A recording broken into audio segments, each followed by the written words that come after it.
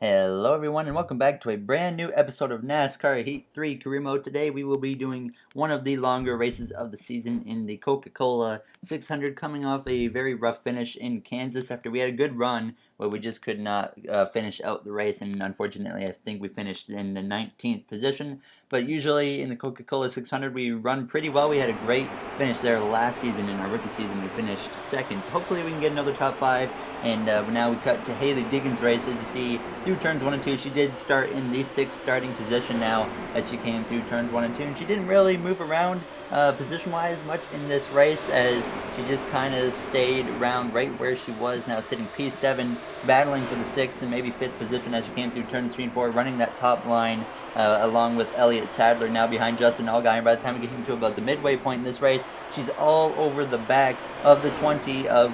Christopher Bell, trying to gain positions as they came across the line, still sitting in the 6th position. So like I said, she was struggling to really move up ahead, as it was really hard for her to pass anyone in this race. But by the time we came to the final lap of this event, pretty much still in the same position that she was, as you see on the screen now. But now, as we do come in through turns 3 and 4, she sat P8 at the time, down the back straightaway, certainly not looking good as she comes into turns 3 and 4, just ahead of Elliott Sadler, just clearing herself, and she gets to the inside of the 42, the 7, and the 21 of Allgaier and Hebrick now as we come out of turn 4, going from 8th to 5th in one corner now as we come through the trial. She will edge out Cole Custer at the line, and Haley Diggin would come through to finish in the 4th position here in the Charlotte race for the Xfinity Series. Last season here, like I said, we finished 2nd at Charlotte, and I actually got my first career Xfinity win at this racetrack, so it would have been cool if she could have came through and got her 2nd win here, but unfortunately she just couldn't quite pull it off. But she certainly gained a bunch of positions at the end of this race, and now she moves up to the 8th position in the point standing. So certainly a great job by Haley Diggin in this race now, as we get over $900,000 from that effort from her. Now as we put our focus towards the Cup race, the Coca-Cola 600. Last season, like I said, we finished 2nd. It was a pretty crazy race. We didn't qualify very good, so I was kind of expecting the same thing. And as we came into qualifying, we made it to the 2nd session in the event. Now as we come through turns 3 and 4, coming out of turn 4, you see Clint Boyer lurking behind me now as we come through the tri-oval to cross the line. We would set a 29.306, and I decided we're going to call it there, and we would go P17, so we will start in the 17th position for the Coca-Cola 600. So let's go see what we can do. We're at Charlotte Motor Speedway for the running of the Coca-Cola 600. This event is the longest on the Monster Energy NASCAR Cup Series schedule. At 600 miles, it's a true test of endurance and patience. Tonight also marks the last time this year these drivers will race this 1.5-mile quad oval layout. When we return in October, NASCAR will unleash the Roval, a road course oval hybrid that's been the talk of the town. But that's the future. Tonight is about tradition. The Coca-Cola 600 is coming up next on PRN.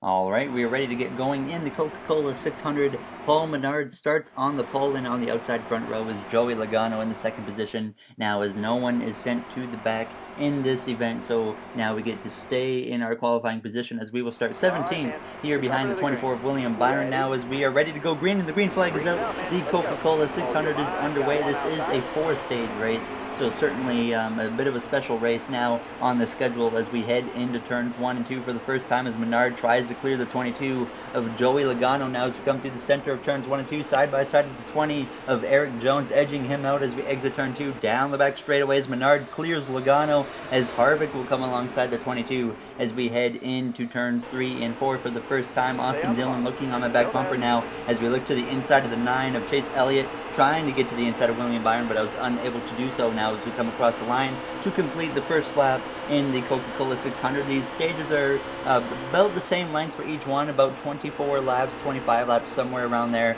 So certainly we should be able to make it on field every stage. Now as we come down the back straightaway, though, looking to get to the outside maybe of Chase Elliott as we head down into turns 3, making a late move to the inside of him as we dive into turns 3 on his inside.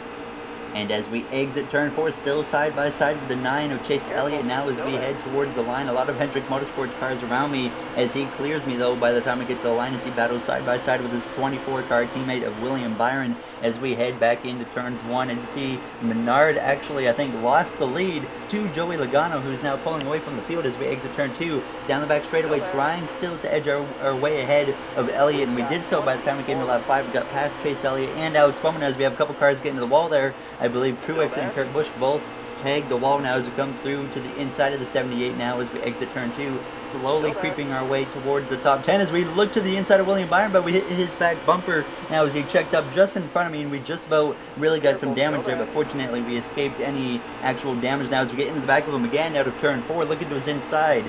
And we do just so as we get through the tri-oval across the line, looking on his inside now, pretty even as we head into turns 1, as I believe we were in a 3 wide as we went into turn 1, and we were with him and Truex, and we would clear them both to move into the 11th position as we close up on the back of the 2 Stuart Haas racing cars of Boyer and Almirola. We would get past another group of cars to move up into the 7th position by about the halfway point in stage 1, closing on the back of Kyle Busch now as we look to the outside of Almirola, down the back straightaway, now on the outside of Ryan Blaney as well as we head into turn 3, moving into the top 5 early on in this race, or at least battling for a top 5 position, making this middle lane work actually pretty well now as we come out of turn 4, coming to the line to hit the halfway point in stage 1. As you see, a car is blown up on pit road, not sure exactly who it was, but either way they were out of this race for now as we went into turns 1, now clearing the 12 of Ryan Blaney through the center of the corner now out of turn 2, and we are officially clear to be in the top 5 now as we come to lap 14, trying to get to the inside of Kyle Busch through turns 1 and 2. Kyle Busch obviously was pretty close to winning the championship in our series last season, but he was unable to do so now as we side draft him a bit as we head into turn 3, trying to become even now as we come through the center of the corner, edging ahead of that 18 car, but he's going to stay alongside me for the moment now as we exit turn 4, trying to close up on the back of the 2 of Keselowski, who's in 3rd, as he sits behind the 4 of Kevin Harvick as we head into turns 1, even with the 18 of Kyle Busch through the center of the corner, once again edging out in front, but he's going to try and hang on my right rear, but I'm going to kind of slide up a bit and clear him down the back straightaway, and by the time we come to lap 18, he did get back past me now as we drop back to the 5th position as we head into turns 3 and 4 now, trying to make a move on his outside through the center of the corner now as we exit turn 4.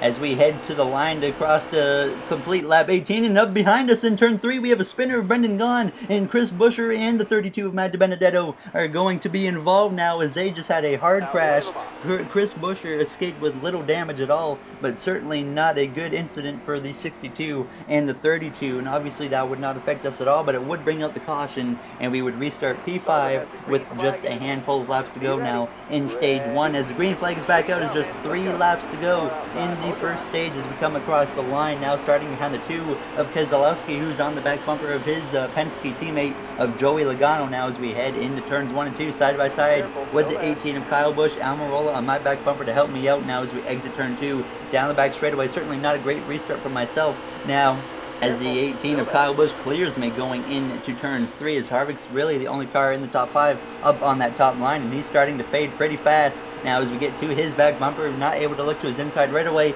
but through the tri-oval we are able to get alongside as we hit 2 laps to go in stage 1, trying to set ourselves up the best we can going to stage 2. But I will point this out that usually when there's a caution in the middle of a stage, that we'll have a bunch of cars in the back of the field pit and they'll stay out, so that's likely what's going to happen here. So we're going to get shuffled backwards likely at the end of the stage now as we head into turn 3, trying to make the middle line work now, as I kind of regretted that. As you see, Almirola immediately is able to get to my inside and clear me with absolutely no problem at all as we come through the tri-oval to start the white flag in stage 1. Joey Logano continues to lead as we head into turns 1 and 2 for the final time in the first stage, as now Almirola looks to the inside of the 2 of Keselowski as we exit turn 2, coming down the back straightaway, trying to get maybe another spot or maybe 2 if we can as we come through down into turn 3. Obviously we're going to take the bottom line, and we look to the inside of the 2 of Keselowski, and maybe just about looking to the inside of Almirola, but unable to do so as we push up a bit out of turn 4, coming through the tri-oval to cross the line. It's going to be neck and neck with Keselowski, but we edge him out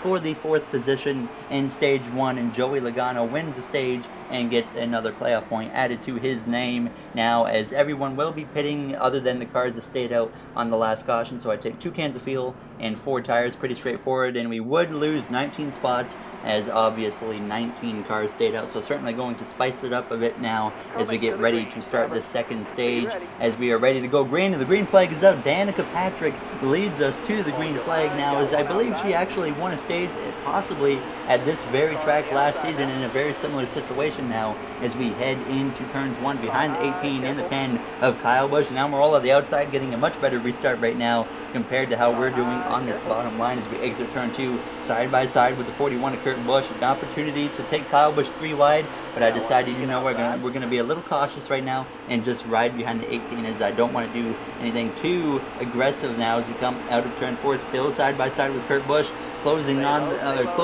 on the back bumper of Kyle Busch as we come through to complete the first lap of stage 2. A chance once again to maybe take it 3 wide, but I thought better of it as we come through turns 1 and 2 side by side with the 2 now of Brad Keselowski through the center of the corner and on the exit of turn 2. Once again closing on the back of the 18. This time we're going to act on it. We're going to take him and Almirola 3 wide as we head into turns 3 and 4, trying to close up on the back of the 22 of Joey Logano. We hit the apron and get hit by the 14, and sideways we go. We do hang on to the car, as we can't have a race without hitting the apron if you've watched one of my videos before. Now as we cross the line, falling back to the 40th position, so certainly a big setback, but we got very fortunate to not get actually wrecked there now, as we did lose a good bunch of ground. But by the time we came to lap 8, I would run these cars back down, who were all struggling to get past the slower cars, as we passed Keselowski and now battling alongside his teammate of Ryan Blaney and Almirola all the way back here now as we come across the line to start the 9th lap in stage 2. So certainly these guys are stuck behind such slow cars that I was able to run them right back down now as we take Blaney 3 wide with our teammate Kyle Larson through turns 1 and 2 to move up into 34th. Now taking Almirola 3 wide down the back straightaway, and William Byron closing up on him. We could make a move on him, and we're going to do so. That was certainly a late ambitious move into turn 3, but we made it work now as we close in on the top 30. And out of turn 4 now, trying to make a 3 wide with Menard and Suarez now as we come through to cross the line, closing in on the back of the 8 of Hemrick. Up ahead we have a car sideways, and I believe it's Kevin Harvick now as we come back up the track, and they're going to call a caution for just a little incident like that, which was kind of surprising. But either way, we're going to get all grouped back up as Danica Patrick continues to lead as we get ready to go green, gaining 2 spots from not pitting there on the caution. And it will be 10 to go when we get going now as we come through to take the green flag. The green flag's back out, starting from the 28th position on the back bumper of Eric Jones in the number 20, alongside the 21 of Paul Menard as we head down towards turn 1. Brendan Gaughan looks to my inside now as we come into the first corner. Keselowski behind him through the center of the corner as Danica Patrick continues to lead this race now down the back straightaway as she heads into turn 3. Trying to clear myself over Brendan Gaughan, and we do just so as we head into turn 3. And obviously, I immediately get down to the bottom line. Now looking to the inside of the 20 of Eric Jones, getting lightly into the back bumper of the 21 of Paul Menard as we come through the tri-oval to cross the line. Hit 9 laps to go in the second stage. Obviously not really in a good position to get stage points here, but hopefully we can set ourselves up well for the third stage now as we come through the center of the corner. It's just so slow here because we're all being held up by these slow cars. Now down the back straightaway heading into turn 3, we would end up gaining some more ground by the time we came to lap 20 with just 3 laps to go. We passed Kyle Busch for 16th, now passing the 38 of David Reagan into turn 3 to take the 15th position away. Now closing on the back bumper of the 2 of Keselowski in the 34 of McDowell as we exit turn 4 to hit 2 to go at the line. Certainly might be a chance to actually get stage points here, which I said we likely wouldn't be able to do, but it's certainly looking like we might have that opportunity as we head into turns 1 and 2 on the inside of the 4 of Harvick, on the back bumper now of the 9 of Chase Elliott as we come down the back straightaway, trying to use that draft. Maybe we could take them 3 wide, but we get hit in the right rear by Keselowski, and certainly that shot me down the track. Unfortunately, we held on to the car now as we barely touch the apron through turns 3 and 4 on the inside of the 2 still now as we exit turn 4, coming to the white flag in the second stage. The white flag is in the air trying to get stage points, but it's certainly looking like it won't happen as Danica Patrick continues to lead as she is in position to win her first stage of the season. And now as we exit turn 2, a run on the back of the Nanavelli, and we're going to take it to the inside of him now as we head into turn 3, trying to gain another spot before the stage is over now as we come through the center of the corner, closing in on the back of the 17, and we're going to get into his left rear, and sideways the 17 of Stenhouse goes as we exit turn 4, but he hangs onto the car as we come through the tri-oval to cross the line in the 11th position to end the second stage. So we're now halfway through this race and certainly in a decent position to get maybe a top 10 out of this. As Danica Patrick won the second stage, so a playoff point that's absolutely not going to matter unless she somehow pulls off a victory here in Charlotte or sometime else throughout the season. Now as we would come in, take 4 tires, 2 cans of fuel, and we'll come out 11th, which is where we came in. Now as we get ready to restart this race, and the green flag is back out, Danica Patrick leads us once again to the green flag now as we start behind the 13 of Ty Dillon as we head towards turn 1, trying to get past all these slow cars. We certainly are kind of in like a provisional like 4th or 5th place really now, as we have so many of these back markers now as we come down the back straightaway on the inside of Cody Ware, or Harrison Road, sorry, as we head into turn 3 on the inside of Ty Dillon in the 13. Now as we continue to work our way through the field as Jimmy Johnson sits in the 2nd position, Kurt Busch behind him in 3rd, and we know we got Joey Logano up there, and then Denny Hamlin behind him, as those are really the fast cars that are ahead of us, and the rest are just the slow cars now as we go into turns 1, clearing the 13 of Ty Dillon. Now as we close up on the back of the 23 of Greg Gaulding, I actually got into the back bumper of him just for a brief moment and certainly unsettled the car just a bit, but we were able to keep control as we went down into turns 3. Keselowski all over my back bumpers. He would certainly like to make a move as we get into the back of the 23 once again now as we come through down into the tri-oval. Jimmy Johnson looking like he wants to take the lead away from Danica Patrick, as he's certainly likely going to do so now as he go into turn 1. He does take the lead from Danica Patrick as Joey Logano is going to follow through as she finally gives up the lead and starts to fall down the order now as we push the 23 down the back straightaways. We're going to take a 3 wide with him and Denny Hamlin as we try to look to his left rear into turn 3, and we do just so as Kurt Busch now looks to pass Danica Patrick for the 3rd position, and Casey Kane, he's trying to follow through to take 4th from her as we are about to join the party, and we would pass Casey Kane and Danica Patrick, and now passing Kurt Busch through turns 1 and 2 as we come to lap 8 in stage 3.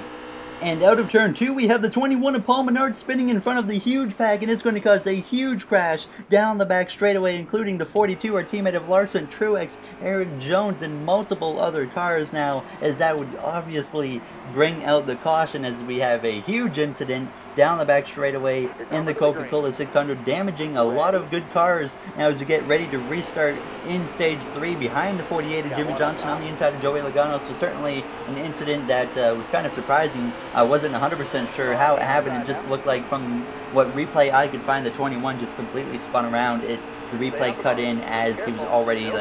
already spinning, so I couldn't see if maybe he got hit by someone, but it looked like he might have blew a tire maybe. So unfortunately, a bunch of cars have been absolutely destroyed in this race now, as they should be able to continue on as we come through turns 3 and 4 side by side with the 41 of Kurt Busch at the halfway point in stage 3, just trying to set ourselves up well now at this point for the final stage, as Kurt will clear me going into turns 1. It's Keselowski will come alongside through the center of the corner, all over the back bumper of the 41 of Kurt Busch, closing in on him on the exit of turn 2. Now as we go down the back straightaway, we would lose the spot to Keselowski, but Joey Logano would fall back down as we came to lap 20. Coming to 2 to go already in stage 3, not much has really happened since the big incident earlier. Now as we come across the line to hit 2 laps to go in the 3rd stage, as we look to the outside of the 2 of Keselowski, because I got tired of running on the bottom line, I decided it was time to maybe try and make something happen on this middle line to see what we could do as an experiment, to maybe see what we can do in the 4th and final stage as we come down the back straightaway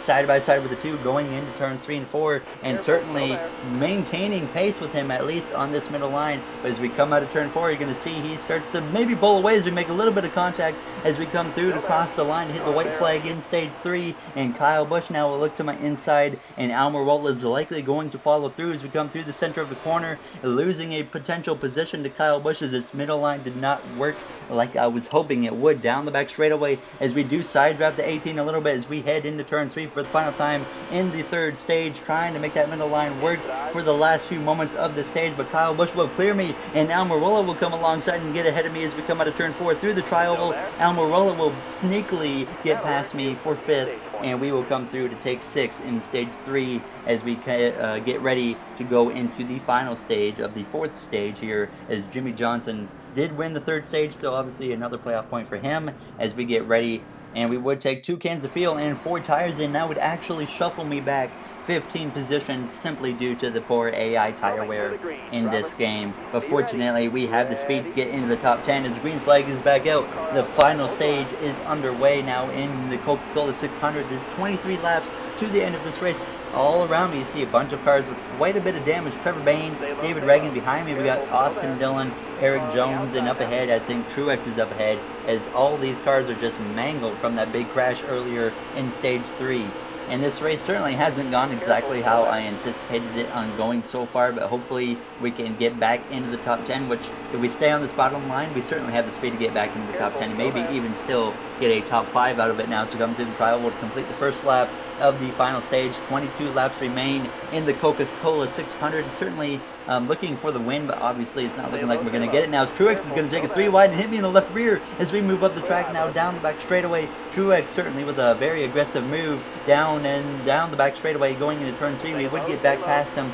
by the time we came to lap 81, now pulling ahead of the 34 of Michael McDowell, moving into the top 15 behind the 7 of Danica Patrick out of turn 4. So we're certainly moving our way back forwards, but we're just slowly but surely getting up there, and obviously we're running out of time with just 19 laps to go in this race now as we come into turns 1 and 2, using that middle line to get past the 7 of Danica Patrick, as I seen she was going to cover the inside, so I decided to move up the track, and it would pay off now as we went down the back straightaway, clearing the 7 of Danica Patrick and looking to the inside of Clint Boyer into turns 3 and 4 as he left the inside open. So obviously I'm going to take full advantage of it now as we would get past him and move into the top 10 by the time we came to lap 85 behind the 41 of Kurt Busch. As we head into turn 3, closing up on him now, as he's not going to really drive the bottom line like the other AI cars as he moves up the track, allowing me to get to his left rear. And out of turn 4, we will go right to his inside, pretty even now as we come through the triangle, crossing the line to try and move in to another spot as we take the 9th position away from Kurt Busch as we head through into turns 1 and 2. Now setting our sights on 8th place Kyle Busch as he battles in a little 4 or 5 car pack as we go down the back straightaway, certainly closing in on them. By the time we came to lap 88, we did just that as we head into turns 3. All over the back bumper of Kyle Busch as now we go to his inside in the center of the corner, and the 48 of Jimmy Johnson goes spinning in front of us, and he is going to be DNF'd from this race.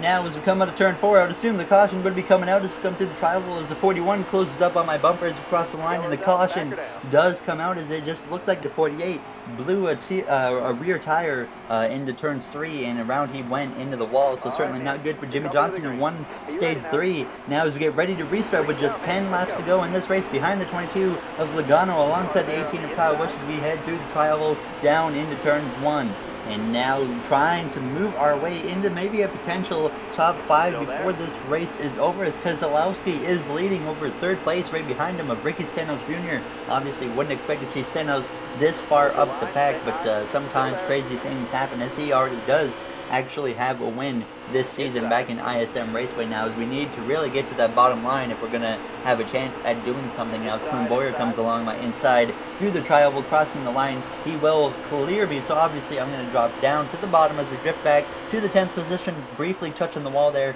as we head into turns 1 and 2. Looking to the inside now of the 22, Joey Logano down the back straightaway. Hopefully we can still manage to pull off a top 5, but now we ambitiously move to the inside of Clint Boyer. It's certainly a late move now as we take him 3 wide, and we hit the apron now for the 2nd time in this race, but fortunately we hang on to the car and only lose maybe about half a second of time there now as we head into turns 3 on lap 95, coming to 5 to go. We obviously ran these guys back down and cleared Joey Logano out of turn 4 to take the 9th position back away as we come through the trial, closing in on the back of Clint Boyer now as we head into turns 1, and we would end up getting another caution, and this time it would force a 2-lap dash to the end of the race. It's not overtime, but it is 2 laps to go now as we get ready for pretty much a green-white checkered. It's going to go green, and then we're going to hit the white now as we get ready to go green. Keselowski tries to hang on for a Coca-Cola 600 victory as we cross the line. It is indeed 2 laps to go on the back bumper of the 10 of Almirola. Obviously, we're going to be trying to be aggressive, and I tried to take it 3 wide there, but I didn't have the speed to get to Almirola's inside through turns 1 and 2 on the inside of Clint Boyer. Our restarts haven't been great in this race. We're going to see it down the back straightaway, losing a little bit of time as we head into turn 3, making a little bit of contact with the 14 of Boyer as Keselowski leads over second place of Chase Elliott through turns 3 and 4, now to the inside of the 11 of Denny Hamlin as we get into the back of the 10 of Almirola just a bit now as we come through to take the white flag, and Keselowski hangs on to the lead now as we go into turns 1, getting any position I can at this point as we edge ahead of the 11, pushing up the track, and we do take 7th place from Denny Hamlin now to the inside of Kyle Busch, down the back straightaway for the final time. A chance to take a 3 wide with him and Almirola, and we're going to do just so as we head into turn 3 for the final time as Keselowski and Elliott break away from the field now through turns 3 and 4. Keselowski looking for his first Coca-Cola 600 win, and he's going to do just that here in Charlotte tonight as he wins, and we will come across the line to finish in the 5th position in the Coca-Cola 600. So certainly a solid finish for myself again, and that's actually my worst finish at the Charlotte Oval since I've started, at least in the Xfinity Series. So certainly a really good finish for us, though. Now, as you see the finishing order on your screen, Danica Patrick still pulled off a 16th position finish, and now Bubba Wallace DNF'd in the last place, 66 laps down, so he DNF'd probably in the 3rd or 2nd stage, one of them now, as we obviously bring home a good chunk of money now as we still sit 3rd in the points, as Harvick did not win or Truex didn't win, so thankfully they don't pull away with their playoff point gap now as we bring in $1.2 million from that race, as certainly a very successful event for myself. And obviously in the next episode we will be going to Pocono, so a track that I have run pretty well at in the past, but we just kind of need to stay out of trouble there as we provoke Eric Almirola, because it's Eric Almirola now. As make sure, if you guys enjoyed this episode, make sure to comment, like, and subscribe. Those would all be incredibly appreciated now, as we'll check the point standings one final time before we get going. There, see Haley Deegan in 8th in the Xfinity Series, and here is your playoff grid. Paul Menard is the first car out of the playoffs, and he is 23 points behind now as Ryan Blaney holds the last playoff position. So I will see you guys in the next one. Thank you for watching, everyone, and see you guys in Pocono. So thank you for watching, and have yourselves a great day. See you guys next time.